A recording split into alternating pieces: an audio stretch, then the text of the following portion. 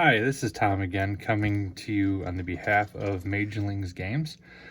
This week, I am showing you how to use some of the different Citadel paints. This one is a base paint, and then we also have a layer paint, and then I will also be utilizing Citadel's Seraphim Sepia Shade. If you remember last week, I went ahead and showed how different contrast paints worked over different colored primers.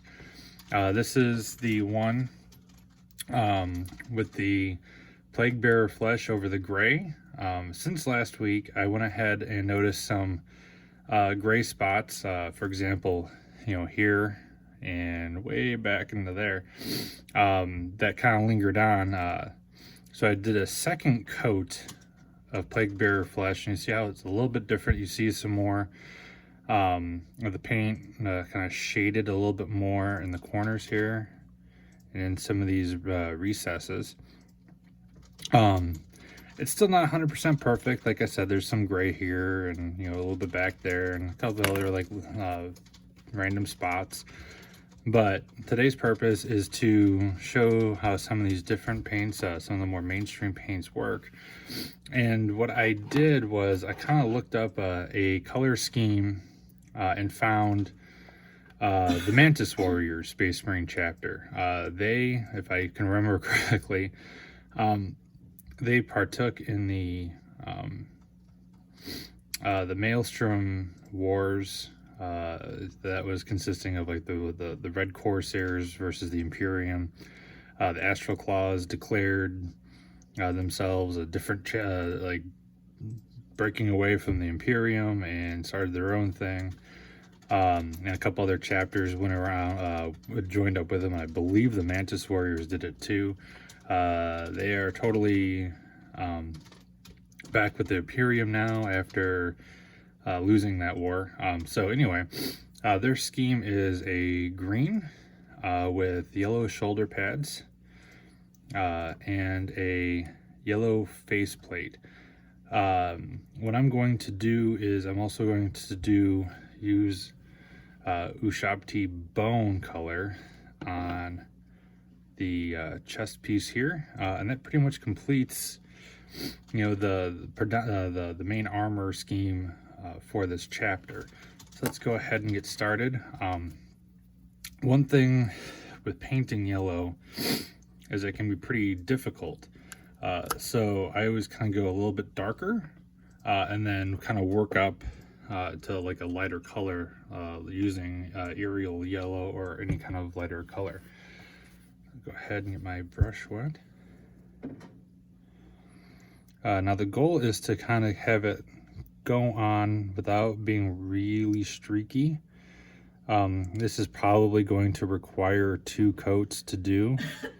As you can see, it's covering, but it's not covering all that well, which is fine. It's a lot better than just globbing on the paint and hoping for the best.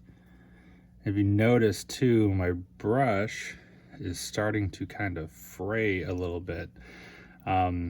You want to try to maintain a point on your brush. For the purpose of this video, I am kind of trying to get this as best as I can with what I have, and I want to try and fix my brush a little bit later. This can be indicative of older paint stuck in between the ferrule, in between the bristles, or paint that made its way up into the ferrule. And that typically happens when I use washes or some more of the liquid paints, contrast paints even.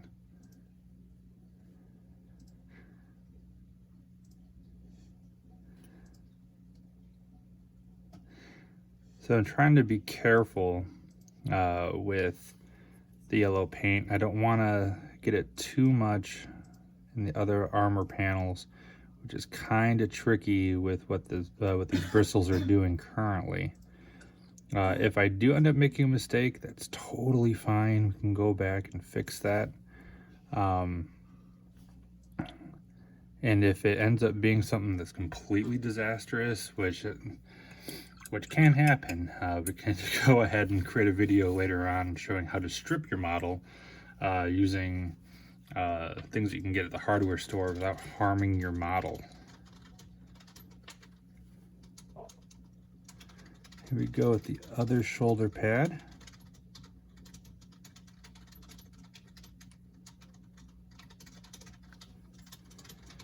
And as I am finishing up some of these shoulder pads, and you can kind of look at the rest of your model too and kind of see some other areas that might need to be touched up.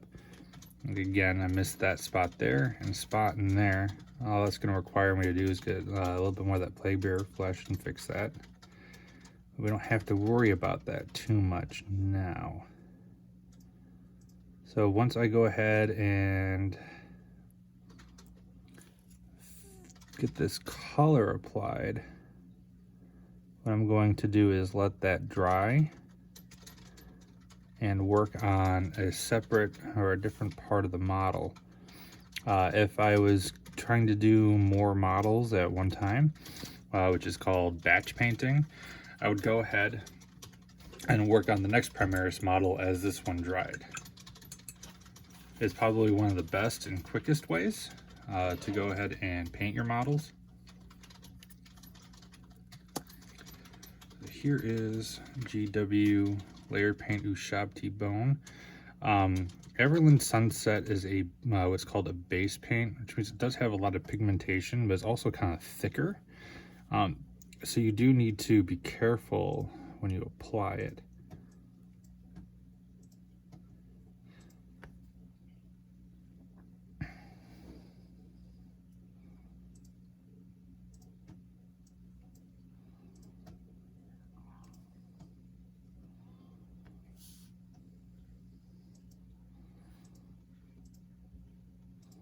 Again, the goal here is not to glob on as much paint as possible. If it looks thin, that's fine. That's great. You want it thin. You can always go over it again with a second coat. Make sure that first coat is dry though. Otherwise it really picks up the brush streaks.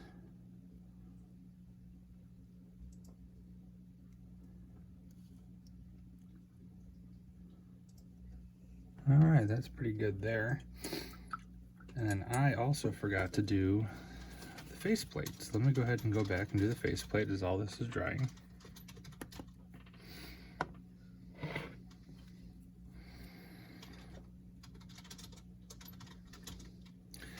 found the Everland Sunset does a really good job of creating that nice base coat for your Marines, or for really any color, for any yellow that you apply. What I typically do, or what I can do, is this is a pretty decent base coat. What I would typically do is put down a layer of brown before I put on the Everland Sunset. It kind of helps to create a really nice kind of contrast, or not a contrast, but it helps to have the paint look a little bit better. I've been following a couple of Imperial Fist players on Twitter and Instagram, and they, for a base, don't use brown. They use pink, which is totally insane. I never would have thought that pink would have worked well, but it does. All right, see, and I went ahead and based the side, the shoulder pads and the face. If you notice, I made a couple little mistakes up here and a little bit there, and that is totally fine. One of the things that I will do later, after I go ahead and finish up the rest of this, is look for little spots I may have missed, or kind of applied too much paint, like actually get it up over here or there or somewhere that I just don't want it to be. And I will go ahead and just kind of fix that using, first I'll try to see if Plague Bearer flesh goes over it well, but since it's kind of a thin, opaque paint, most likely what I'll do is I'll take Mechanicus Standard Gray and put that over those little spots, and then put Plague Bearer on. Mechanicus Standard Gray is very close to the gray primer that I originally used in color.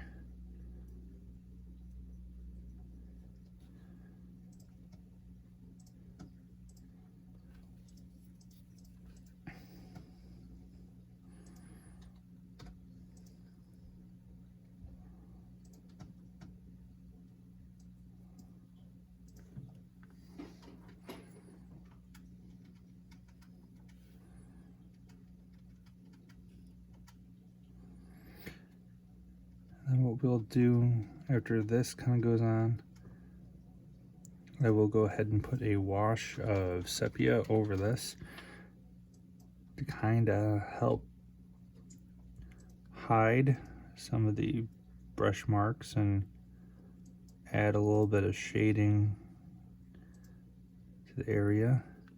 I don't really paint yellow very often, if that's not too obvious.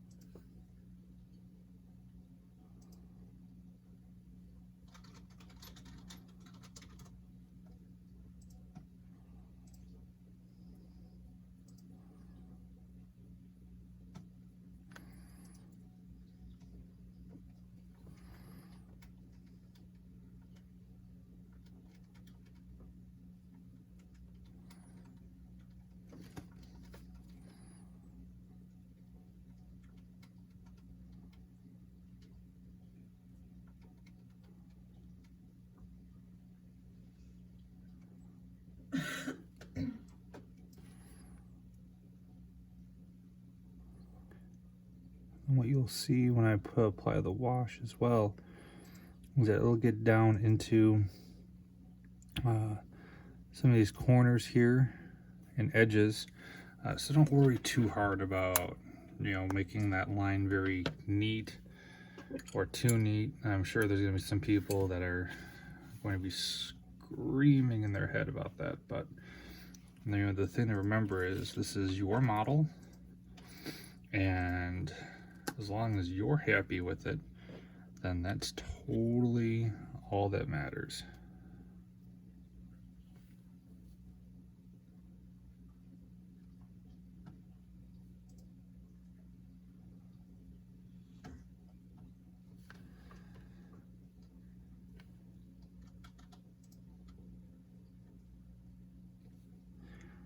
Now, the reason why I'm going to choose sepia wash over something like Agric's Earthshade is because it's a little bit lighter color. It's not as dark and it's not as brown. Kind of has more of a yellow in it than Agric's does by far. So let's go ahead and apply it to the faceplate, which should be about dry. And make sure you always kind of give your paints a good shake really quick to make sure that nothing is separating, like the pigments versus the medium used. Go ahead then and put it in there.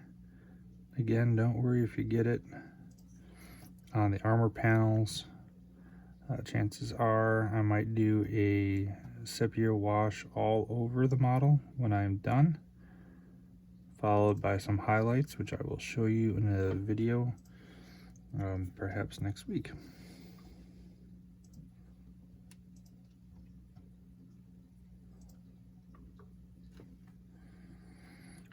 Feel free